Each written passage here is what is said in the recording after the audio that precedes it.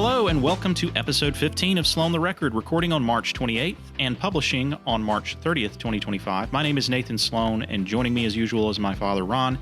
Each week, we're going on the record about family history, and along the way, we'll see if we can't learn more of the people, traditions, values, and stories that made us, all while opening a window for everyone else to see a little slice of life in rural North Carolina. New episodes are published on Sundays, and we appreciate every listener. You can make sure that you don't miss an episode by subscribing on Apple Podcasts, YouTube, or the Podbean app. Let us know what you think. You can email us at sloantherecord@gmail.com. So last week, we covered just a few of the major events in your life, Dad, in the 1990s. This week, we're going to turn our attention to the founding of Sloan Communications and what that business has done for you and for others over the past 25 plus years. I was out of it when I was recording the last three episodes. I forgot to mention Dad had a birthday earlier this month on March 10th when he turned 75 years old. So I want to mention that here and say happy birthday to you again. We got together last Sunday and had a nice little celebration with everybody on a beautiful weather day. So that was a lot of fun. And then also to 28th of March is my sister's birthday. So happy birthday to her today if she ends up listening to this. So also 2 weeks ago, we had a discussion about the 1980s and Dad and your 30s. And at one point you mentioned a playlist of some of your favorite songs from that season of life that Jordan and Melissa and Elizabeth worked on putting together for your 70th birthday gathering. And I just wanted to say that playlist still exists on Spotify, and we have it linked in the show notes for episode 13. So listeners, if you need some music for your commute around town, give that one a listen. Listen again, it's on Spotify. You will need a paid or free Spotify account to be able to access it, but it's some really good songs on there. So now on to the topic for today's episode, the founding and sustaining of your business. So let's dive in. When you first lost your job, you probably thought you'd end up working at another agency, and I know you've mentioned one out of Roanoke, Virginia, I believe it was, that you said made an offer. Why not take that job? And looking back on it, could there have been some beneficial things that could have come from it had you gone to work for someone else, either that company in Roanoke or a different one? That's one of those things, I guess, that kind of haunts you when you have something like that and you don't know what to do and you make a decision. This was before leaving Smith, and ironically, it was the owner of the agency called me and he said, "I'm tired of competing with you to get accounts, and I'd like you to join my team." And he offered me more money by far than I was making. But I don't know, the way I doubt myself about things that we've mentioned before, I was like, what if they lose an account or something? I'm the last one hired. I'd be the first one to let go. And unfortunately, I guess you'd say in a sense it was unfortunate. I listened to and remembered what I had been told by my current boss at that time, that it would come down to everyone was gone but me and him, and one of us had to go before I'd ever have to worry about job security. So I thought, at least I have security here, and I don't there. But the main thing that really weighed into it was at that point in time, every Sunday we went to my mother and dad's and had lunch, and my brothers and sisters did, and their families, and all the little cousins and everybody got together and just had a great time on Sundays. And at the same time, you were in, I think you were in preschool or first grade. I was in middle school in 1996. Yeah. But if the job offer may have come earlier than that. Yeah, you were in elementary, and your granddad was coming to pick you up after school every day. And y'all would do things together. And I told Susan, I said, I'm afraid of what it'll do to your dad if I were to take these children and leave, because he just loved doing that. I got a picture of you riding on the back of his little cart, still on the refrigerator. But he just looked forward to that every day. It gave him some purpose and something to do. And I said, how do I put a price on that? I never had a granddad. Both of mine had passed away one long before I was born, before Mother was married. And then one who died the year before I was born. In fact, Mother was pregnant with me when he passed away. But I thought, how do I put a price on that and the time they have together and doing things. So I made the decision to stay in place. I've wondered many times how different that would be. It was in Roanoke, Virginia, the job offer. It's up in the mountains of Virginia, and up there where there's a big lake and a lot of things there, but that were interesting. Last week you mentioned working out of a spare bedroom, doing freelance immediately after leaving Smith. How long were you doing that before you gave your business an official name and decided that you weren't going to look for employment elsewhere, but you were going to try and make it on your own? Gracious, I can't give you a time frame. I had my initial thing was, find a job, and I put out feelers to people and contacts. One of the people I reached out to was Odette Arnold, who was a wonderful copywriter that I had worked with for years at Smith. And she worked from home at her home in Wilmington.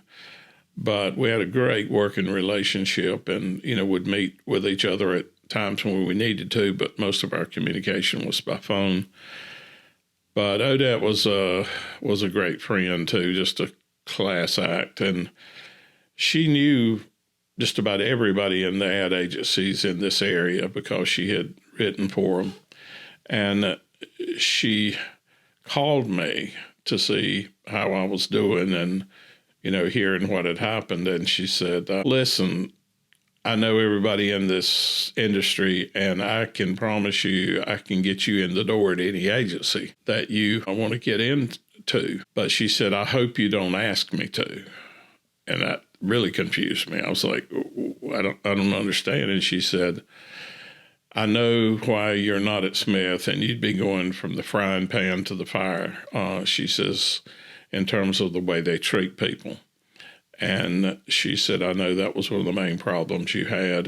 So why do you say that you would do that, but you hope I don't ask you to? And she said, well, I don't think you'd be happy going back into another agency situation. And I was real confused. And she said, Ron, you're the only person I have known and worked with other than Chick McKinney, who was the founder of McKinney Silver, that had what it took to do everything, to work on your own.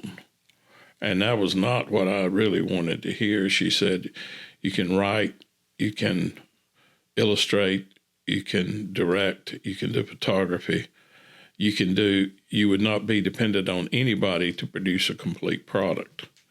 And that was really the first time it sunk into me the possibility of being able to do something on my own. And I sat down and wrote her a letter a couple of years later thanking her for that and for that time and for that insight, because I guess I trusted her enough that I felt like if she believed that and saw that might be a possibility and I might could do that. If it hadn't been for her, I had been knocked so low. It was almost like knock me down and step on me. I was told I was burned out, washed up, didn't have what it took to go the direction that he wanted to go and to take it as far as he wanted to take it. And I don't know why he did that, but anyway. A man named Brian McClamb features prominently in the first few years that you did have Sloan Communications. Yeah. And he ended up being a mentor to you. How did you know Brian, and what do you think led him to seek out being a mentor to you? Well, I asked him that question, as a matter of fact, years later, but I knew Brian because I had been asked to teach, of all things, the Sunday school class that was my parents' age, and I have never felt less capable of doing anything in my life, but I tried. My brother said, don't worry about what they learn. You'll just be amazed at what you'll learn if you try to teach that age group.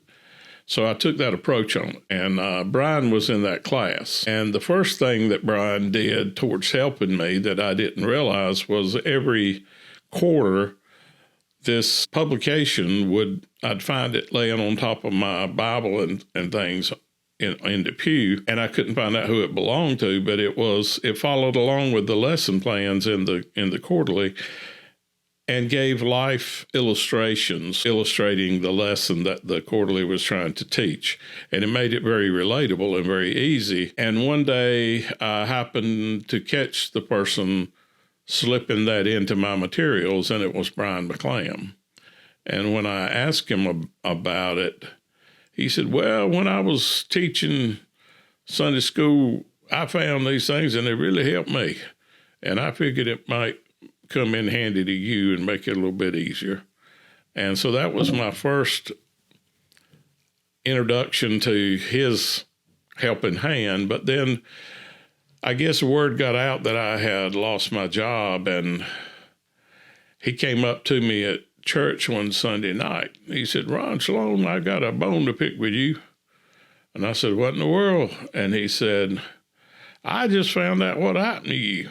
He said, how come you hadn't been to see me? And I said, well, Brian, so strange you would ask that, because Susan, in trying to comfort me and I guess get me, be supportive of me, it's, why don't you call Brian McClamb? I know you think a lot of him. Why don't you call and talk to him? And I said, Susan, I can't really call and talk to anybody. It's like I'm asking them to do something about it. And, it's my job. It's financial, and I just can't do that. But he says, he comes up to me, and the bone to pick was, why hadn't I called him and let him know? So I said, Brian, I just couldn't call anybody. I just didn't know where to go. And he said, well, are you going to be home in the morning? And I said, yeah, I'll be at home. And he said, well, I come into town every day, check my mail. I'll come by and see if that'll be all right. And I said, sure. And that was the beginning of an amazing thing, that I really felt like I had been given a scholarship to some amazing school, that I learned under him so much about prayer, about people, and just a lot of lessons about how to deal with life and things that it throws at you, and what's expected of us, and how to really help people. And he came to see me every single day. He did that for a year, and he was like, I referred to him one time, Mr. World's Humblest Cheerleader is what I told him. Which he got a big laugh out of. But he had this way of, I don't know, I think it was spiritual gifts he had, that he could see needs in people before they even saw them. And he would just do what he could to address those needs and make a difference for them. And he certainly did that with me. And he'd come in and he like, here's a newspaper article, this company that's opening up here, and they might need a brochure or logo or something like that. And the woman's name and contact information's in there. And he came in one time, thought you'd like to see this. This lady was with an ad agency, and she started her own business, and now she's got X number of employees and this and this. And what he did that was just such a wonderful gift was he, over time, because I trusted him so much, when he'd say, he was always saying as he'd leave, ain't no doubt in my mind you gonna make it. I just want a job next year counting your money. That was his little mantra. But I trusted him so much that I began to believe him. I believed what he said, and that made me believe in myself. And that was huge. That's a wonderful gift. And he's a very humble man, but as one of the amazing things was what I got to know about him personally and his story, which is an amazing story of how he built up his business. And he even sat on the board of directors for Merck in the animal health division of Merck and Pfizer, if you can imagine that. As he put it, I was just a little old country boy that got out of high school by the skin of his teeth, and the grace of a teacher that helped me graduate. That was how humble he was. But, that he had built up a business, and, when he sold it, he was pretty much set for life financially, but you would never know it from being around him. He just lived like the guy next door, and he was extremely generous with people. And, so many times he would do things if he heard that somebody's home had burned or something had happened, somebody was sick. hospital or whatever, he'd ask, do you know these people? And yeah, well, he'd stuff something in your hand and say, if you would get this to them and tell them, don't tell them who it's from, just tell them somebody cares about them and what's happened to them. And it would be $300 to $500. I just saw so many ways that he ministered to people, widows and different ones, but he also had a great business sense, and he was crucial to me in that way. What was some business wisdom that he shared with you? Well, I think probably probably the main thing that I can recall right off the bat was from his own observations. He'd say, you got to get in there and do your invoicing. He said, you got to remember why you do this work. You just love to work and want to do it, but you got to remember why you do it and get that invoicing out so you can get some money in here. But it was just a common sense approach to things and the way he could advise me on things. And I know I had one person that was one of the accounts that I had that just seemed to have appointed herself to personally torment me and make things hard on me. And I went to him to talk about that. And I'll never forget, he comes around that table. One of the things he taught me was to keep your business bathed in prayer. And he got up and he said, let's pray about this thing. And he got down on those arthritic knees in his office beside me many a time and prayed for about the specific thing or about the person. And the amazing thing was I always saw things change. And, the circumstances turn around. It was just amazing to see it. But, he encouraged me from that standpoint. And he would also do things like he could read me. And when I was stressed or whatever, and I'd become kind of a workaholic, and there's the unmistakable clatter noise that golf clubs make. And he and I shared an office. He insisted we find an office, that he needed an office. He really, I found out later, wanted me not to work out of my home because I had print salesmen and paper salesmen and media salespeople and all that coming into the home. And I had kids home in the summertime. And he realized that just wasn't the best situation. So he insisted that he needed an office if I could find one. And I found an office, and we shared an office for 5 years. And that was a real blessing, being with him every day. I know when he passed away, Judy Shaw sent me a card, and she said, I know this is like losing 5 of the most important people in your life at one time, because I've heard you say he's like your best friend, he's like your mentor, he's like a second father, he's like your pastor, and he's like a business partner. And that's when it really put that whole thing together and realized what she had seen through the things I had said about him. She had kind of pulled those together. But he had a sense of humor. He showed me that you can be a Christian and still have some mischief and enjoy life. But I was talking about the golf clubs. Sometimes I would hear those golf clubs, clack, clack, clack, clack. I think he was taking his clubs out to his truck to go. He played with Whirly Keene and Jerry Moore, Dr. Stevens, some of those gentlemen most of the time. But he comes back and says, get your hiney out of that chair and come on with me. I go, what? I got you clubs in the truck. Come on, you got to get out of this office. And he'd take me out to Reedy Creek and we'd play, and play golf. He could see I needed it, and he would just do it that way. That was actually my introduction to golf as well, because I can remember me and him going out there to the driving range at Reedy Creek and hitting a few balls. That's how I learned how to grip. And I think that only happened one time, but maybe there were a couple other times where I would get on the cart and ride around with you guys as you played 9 holes or something. And I still have very fond memories of those few outings, because there was just something kind of magical about getting out and into nature, and you have an objective, but you're really just there to relax and talk to somebody. And I wish I had taken a little more interest in golf and developing that as a young person, because I would have been right around 9, 10 years old when that was happening. But much later in life, I came back around, and I now enjoy following professional golf and occasionally trying to play golf. But really, I'll always kind of think of Mr. Bryan when I think about that. Yeah. So that first office space on Railroad Street that you mentioned, that you spent about 5 years with him, that was when I was in middle school. That was your office, and I went up there and would go on your old Mac and play computer games on the Mac, like Hellcats Over the Pacific, and you had either Marathon or Quake on there or something. So I'd get on there, and that was where the internet was, so I could go on AOL keyword whatever and look up stuff in the early days of the internet. So I can picture that office completely in my head still, because I feel like I, after school, would go get a orangeade and come by your office, and I can remember going all the way back down the hallway to where Mr. Bryan was.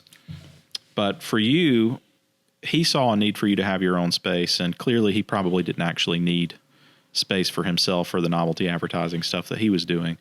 But he thought, maybe that'll give Ron permission to do it if he thinks he's helping me out. And so what do you recall about that space? What did it do for you to actually get into a space of your own and to have an official business name, Sloan Communications? And I guess, how did you arrive at that name? Okay. Well, the thing that he got me to see, and came out clear later on, was that I needed some separation. And having an office there in my home, I was always at work.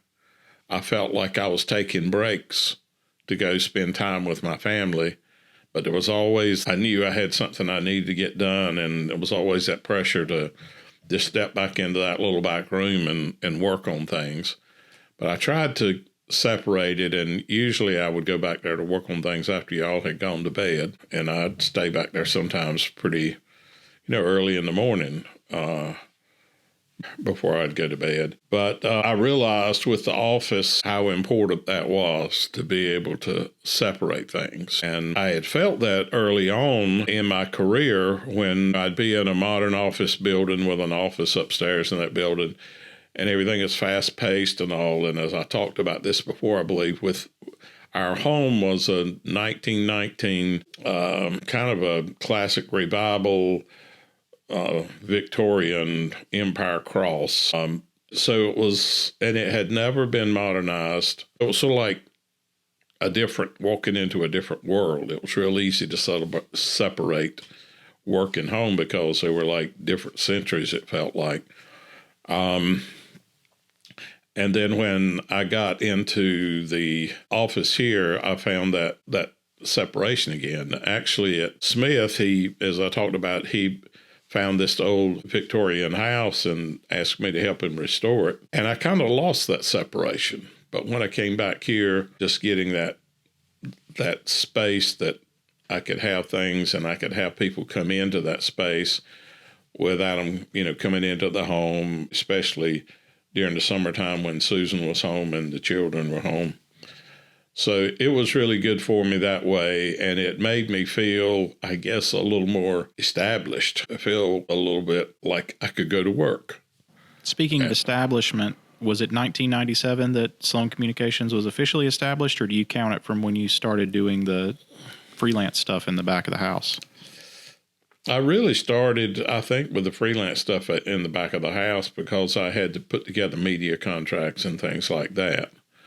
And I arrived at the name, just people ask me a lot of times, especially people around here that didn't know me from my career side, and they'd say, exactly what do you do? I've seen you do this, or I've seen you with cameras and photography and stuff. And I try to tell somebody what I did, and it finally kind of sunk into me as I tried to get it clear that everything that I did involved communications. Either I was communicating information about my clients to the audience. I was doing it with photography. I was doing it with illustration. I was doing it through words. I was doing it through brochures, newspaper ads, magazine ads, billboards, radio spots, TV spots, videos, all of these different ways, but all of it really involved communication. So I decided to go with Sloan Communications. Of course, not long after that, one of the cell phone companies that were just getting established, Cellular One, I don't know if they were bought out or what, but they changed their name to, that was just on my tongue. I was just about to say it a minute ago, the Communications. I can't remember the first part of the name, but it was Communications. Do you remember the name of the cell company that was out there? But anyway, as a result of that and them being so widely publicized with that, I had people thinking I was a cell phone company. And when they talked to me and see my name, are you in the cell business? Do you sell cell phones? And stuff like that. And so I was constantly explaining, and I almost changed my name again. But then that phone company was bought again, and they changed their name again, and then again. And I think they're the ones that became Verizon. But that kind of threw me for a loop there for a while with my name. But I just did that because I didn't want anything that would limit me. Starting my job here in Four Oaks, there's not enough business to specialize. To say, well, I'm going to do just print ads. I had to be able to take on whatever anybody needed. And it was a little bit tough to start with because even access to materials for computers and so forth, I couldn't find a floppy disk, which is what you had to store things on in Johnston County. It was a long time before Walmart had them here. And what clients, employees, and contractors were lifelines to you in those early days? Well, early on, I had the Johnston County Visitors Bureau, which was established with a former client that I had worked with in Myrtle Beach. With the Myrtle Beach Convention Bureau. And then I had worked with her at Pinehurst with the Pinehurst Area Convention and Visitors Bureau. And then they wanted to start one here, and she took the job here in Johnston County and wanted the agency I was with to handle that. But they said she didn't have enough budget really to work with her. But then the head of the agency asked me if I would take it on as a freelance account, which really surprised me because I didn't think he'd want me doing that. But he said, I'll even give you the time off to go to the meetings once a month if you'll handle it. And I said, why are you doing that? And he said, well, you can't ever tell what might happen. Either that may grow to the point that it would be a good account for us, or she may move on to somewhere else that's got a bigger account. And this will keep our foot in the door. So I was really looking out for him. But when I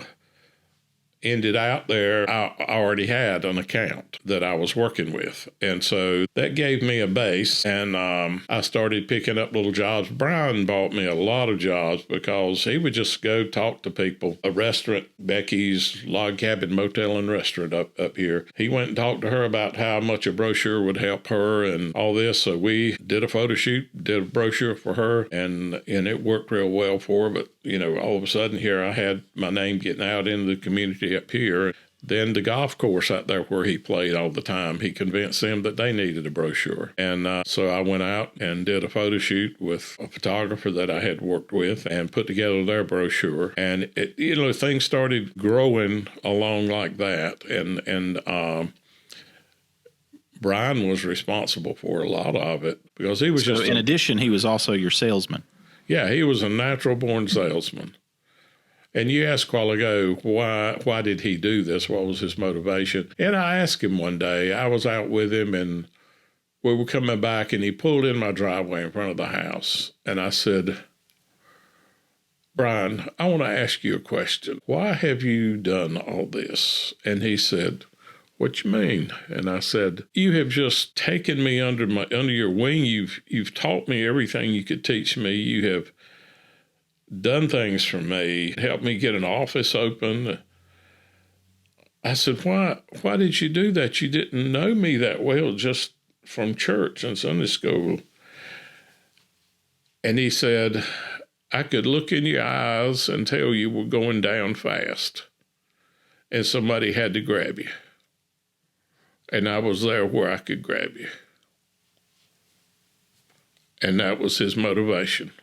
I said to people that he loved me the way God loved me, not because he owed it to me, not because I had earned it, but because he knew me. And I think that's kind of the way God loves us, and helps us. And it wasn't just me. Being that close to him, I got to see things that even his wife didn't see and didn't know that he did.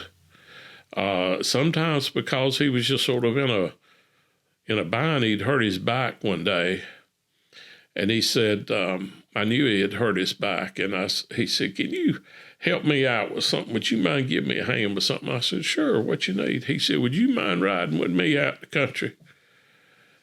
He said, Lee Facemeyer's wife died, and he's gotten depressed, and he said he's physically started going down, and he said, I take groceries out to him, or he wouldn't eat. I can't get the groceries out the back of the truck, and I just wonder if you could help me.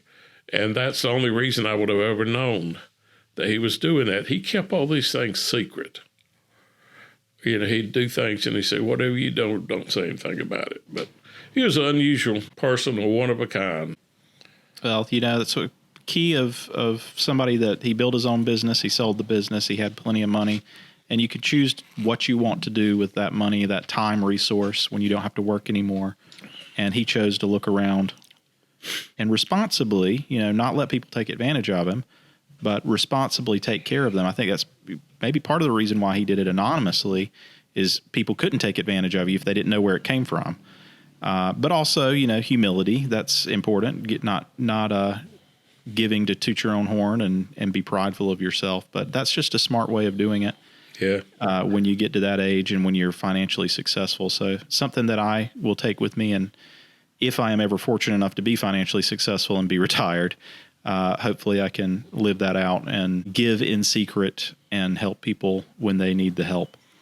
Well, it's affected me. It's one of the reasons I take time with people sometimes when I know I really shouldn't, because I don't have money, but I do have access to time.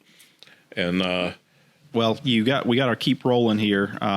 When you purchased, probably around 2003, 2004, so when I went to college, you purchased this building that we're sitting in right now on 101 North Main Street. So I'm just wondering, what did you hope that a new building would provide for you, and has it lived up to your expectations? Yeah, it's been a wonderful space. The building that I was renting, two things. To tell you the truth, it was really hard to go back in there once Brian was gone.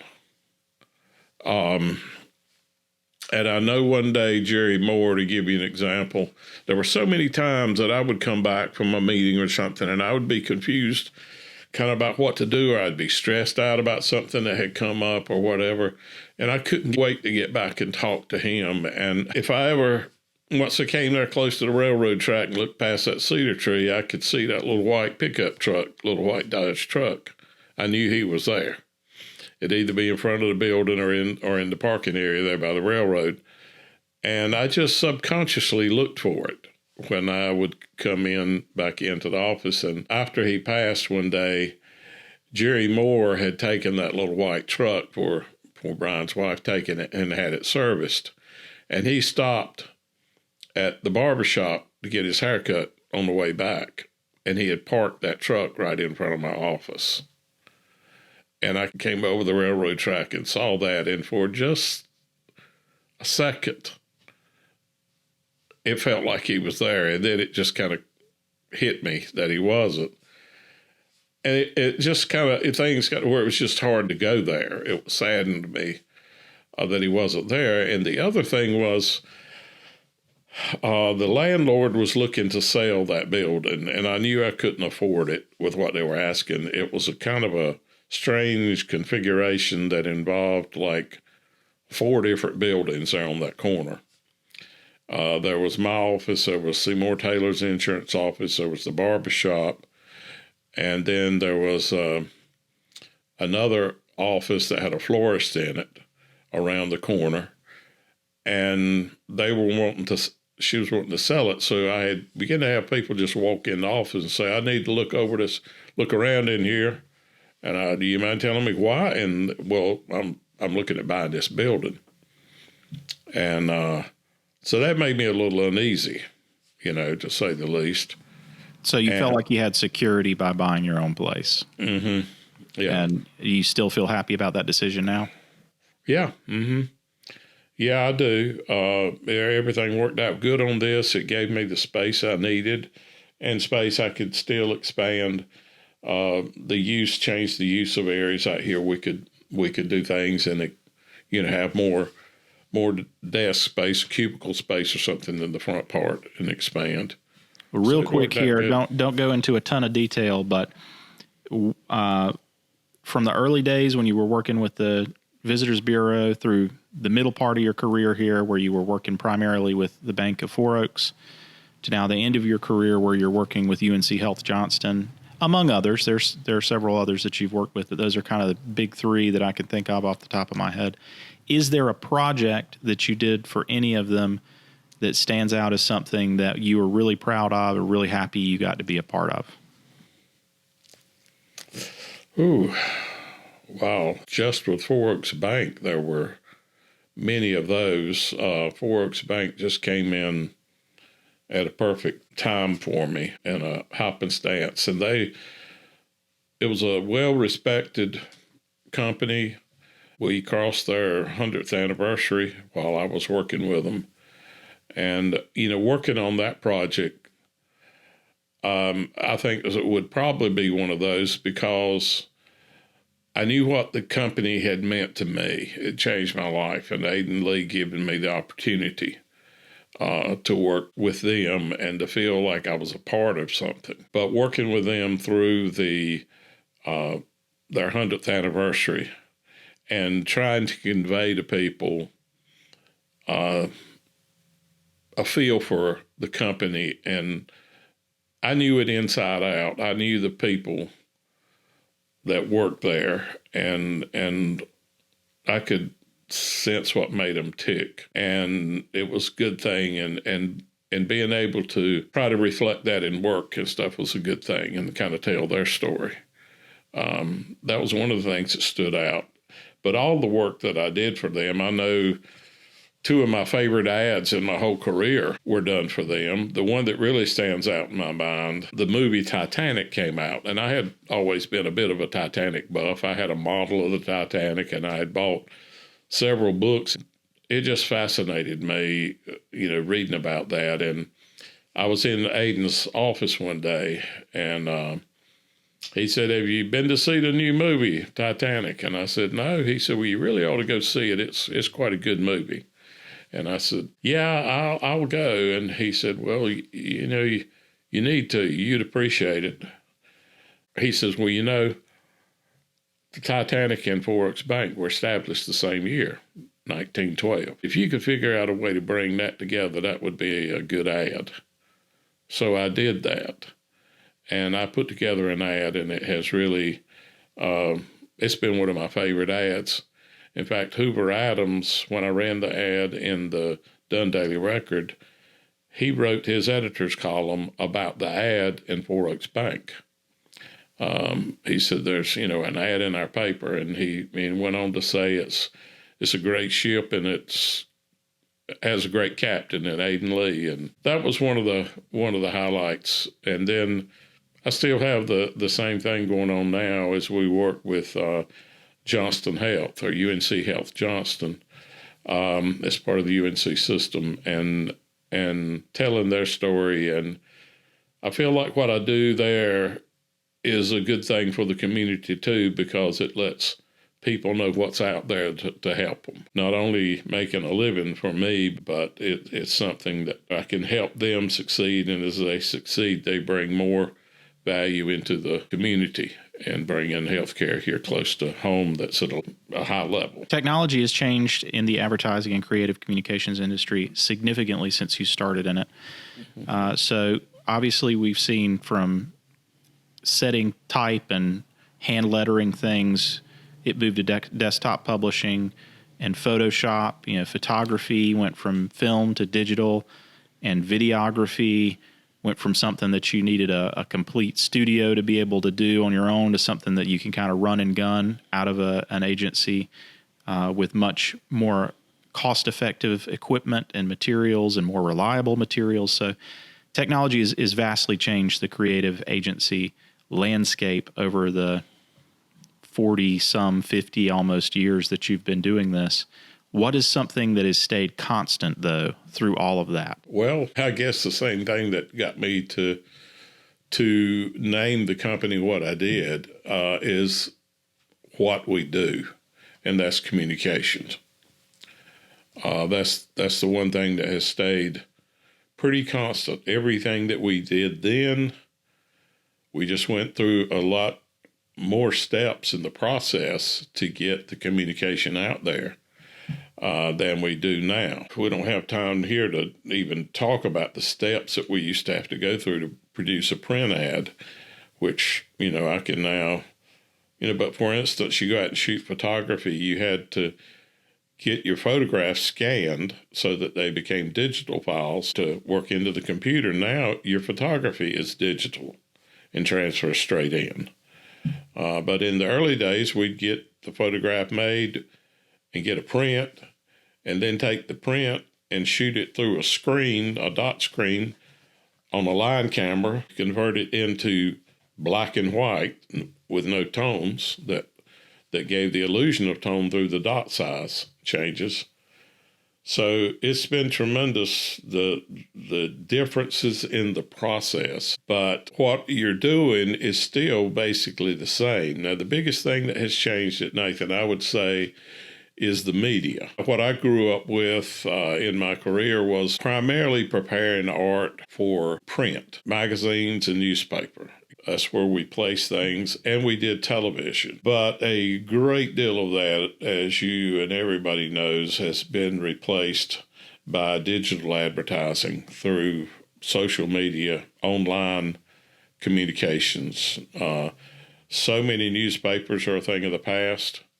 So many magazines have become either a thing of the past or you'd hardly recognize them. A few have stayed, like Our State Magazine, which, that is a reader's publication and people buy it because they love to read. But people are becoming more and more to where it's almost like repetitious recognition-driven advertising rather than information. You don't talk about your product, you just punch your brand out there. And hope when people Google a product, they recognize your brand because it's been exposed so much. Right. Awareness-based marketing, because there's just so much content. I mean, before, if you were interested in golfing, you read Golf Digest or Golf Monthly or whatever, and that was your source of information and being updated on what was going on in the world of golf. Well, now there's 500 blogs. There's a podcast. There's each individual golfer can kind of go out and do their own YouTube channel. You've got just so many different places that the audience has been split among many different types of media, and there's way more media. We're hearing about things that are happening all over the world, and it's the speed of the media is so much that it's just a fire hose of information to people, and you don't have time to tell a story in 4 or 5 paragraphs. All you have time to do is say, hey, look at me. Here I am. I sponsored this thing, or buy 30 seconds here in the middle of a podcast. Or the attention span being depleted, I think, is a direct result of the amount of media, just an avalanche of media that is available for consumption.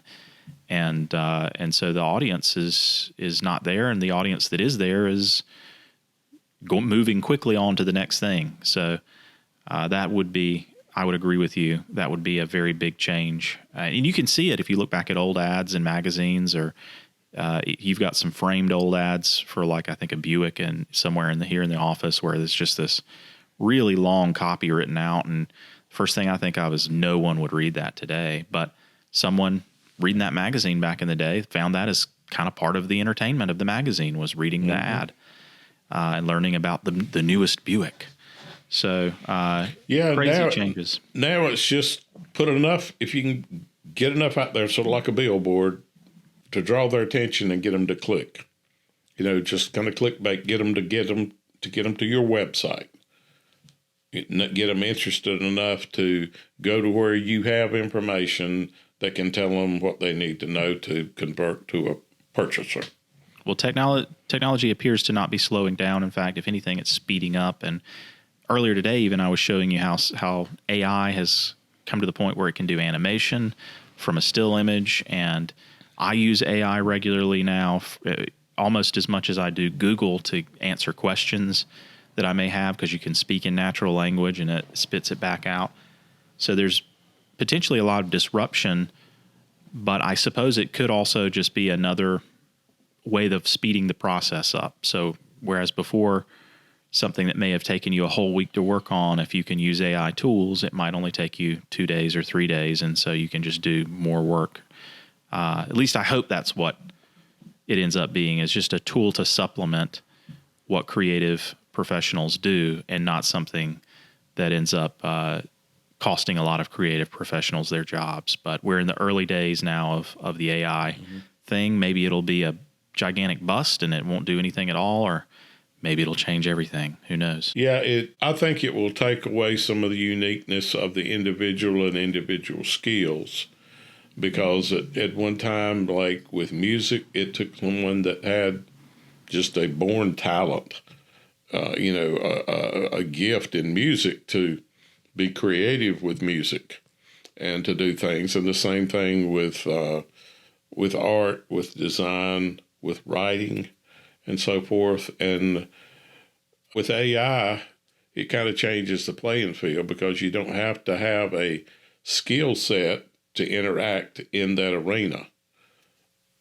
and to get into producing things. And you might have to have that skill set to stand out in the arena, but you can still participate. We kind of talked about how folks are already using AI to create logos for their businesses and things like that. But at least here in the early days, it's very hit or miss. The content that it produces, eventually, even if it's very good right now, if there aren't new people feeding in new designs into the algorithm to train that AI, everything will start looking the same. Humans have this way of continuing to evolve design, and whether it's in music or in visual design or in filmmaking, where we're not telling the same types of stories over and over again, because we know as humans we get bored with it.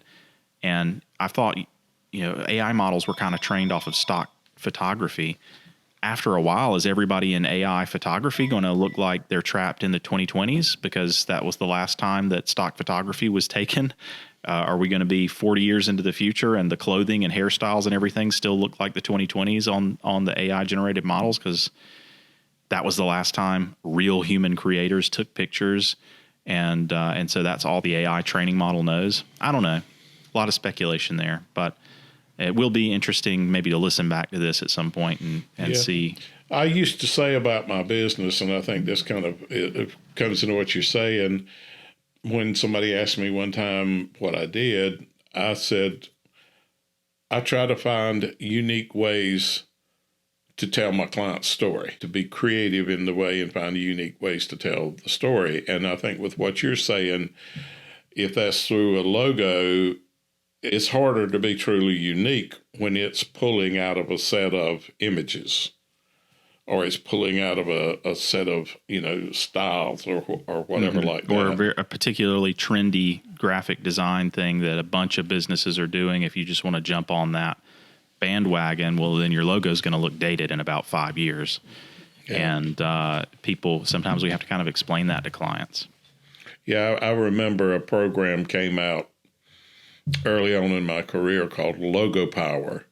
And it was just a system of stock shapes and design elements and so forth. And you could combine some of them together. It had ways of doing that. But the end result was you would see like a community college over here that had this shape with their logo that was kind of a nebulous shape. It didn't stand for anything. But then you'd see somewhere else had that same piece. And you go, well, that's not really a logo. It's just an element, a graphic element borrowed from here to put into here. Yeah. And that's where I felt like the key to it is uniqueness, being able to do something different that stands out, that people notice and recognize and remember. And hopefully there will be ways that this new technology can enhance it and not dilute it completely down to where people like us aren't in place. The careers have made it through a lot of transitions to this point, and I'm sure it'll make it through others. How has being a business owner over the last 29 years or so, how has it made you a better, more well-rounded person? Wow. Well, it's forced me into other roles, for sure.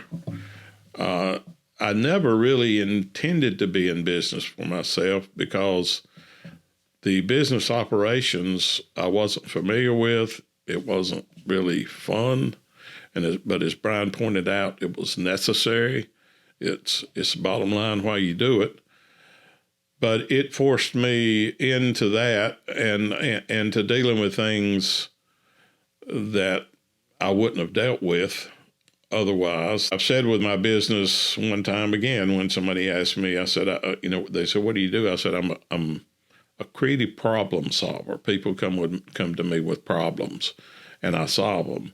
Well, in owning a business, you really run into problems that you don't realize you're going to run into, and it enables you, as you work in it, to solve those problems. It kind of rounds you out to doing things. You can apply your skill set that you use for clients, become applied more to you and what you do. As a final closing question, what do you always hope that a client of Sloan Communications takes away from their experience working with us?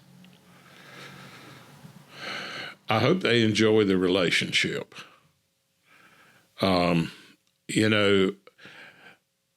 I've told my children, I've told you and all, that I think as you go through life, the two things you accumulate that I didn't think could be taken away from you are memories and relationships. They are two things that really enrich your life, that make your life worth living. And I think that has really applied in my business, that I have tried to base the business around the process of building relationships with people. And I enjoy the people. I enjoy helping the people that are my clients. So I think to a great degree that's it. And of course, I have found that I wasn't entirely correct in that now it seems like every family at some point is dealing with diseases like Alzheimer and different types of dementia, that I realized one day, it dawned on me, those things target those very things. Well, I would argue that the relationship is not gone. I know that it probably feels that way with you and Mom, but I would argue, just like if somebody dies, your relationship with Brian McClamb is not active. You're not able to talk to him anymore, but it doesn't somehow invalidate that relationship. And if you believe in heaven and seeing him again one day, then that relationship does carry on. You're just able to carry forward with it right now. As a way of closing out this episode, just want to give a shout out to everyone who is worked at Sloan Communications in the past or worked with us. You know who you are. And if you're listening to this at any point in the future, thank you, especially to Susan, who is working with us right now and providing a great deal of support to us. But past employees as well have made a major impact and kept it going for all these 29 years. And we'll see if it keeps going for some degree of time into the future. But in the meantime, thanks for joining us. We will be looking next week at closing out this season and potentially closing out the podcast forever, but at least closing out this season of it. And we will be talking about my mother. So we did way back, I think it was episode 10 or around that area, we kind of talked about Mom and Dad getting to know each other and how they fell in love and got married.